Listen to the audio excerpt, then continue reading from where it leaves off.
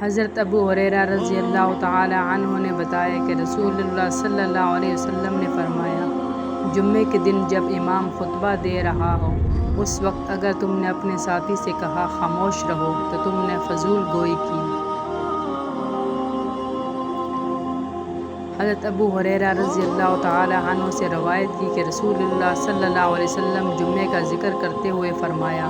اس میں ایک گھڑی ہے، اس گھڑی کے موافقت کرتے ہوئے کوئی مسلمان بندہ نماز پڑھتے ہوئے اللہ تعالیٰ سے جو کچھ بھی مانگتا ہے اللہ تعالیٰ اسے عطا کر دیتا ہے۔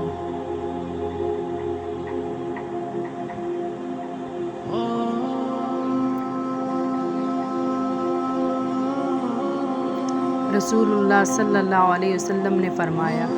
جمعے کے دن غسل کرنا ہر بالغ شخص پر واجب ہے اور مسواک کرنا بھی، اور ہر شخص اپنی استطاعت کے مطابق خوشبو استعمال کرے، اور خوشبو کے بارے میں کہا چاہے وہ عورت کی خوشبو کیوں نہ ہو۔ حضرت ابو سعید خدری رضی اللہ تعالی عنہ سے روایت ہے کہ رسول اللہ صلی اللہ علیہ وسلم نے فرمایا، جمعے کے دن ہر بالغ شخص پر غسل کرنا واجب ہے۔ آپ صلی اللہ علیہ وسلم منبر پر کھڑے ہوئے فرمایا، تم میں سے جو جمعے کے لیے آئے وہ غسل کرے۔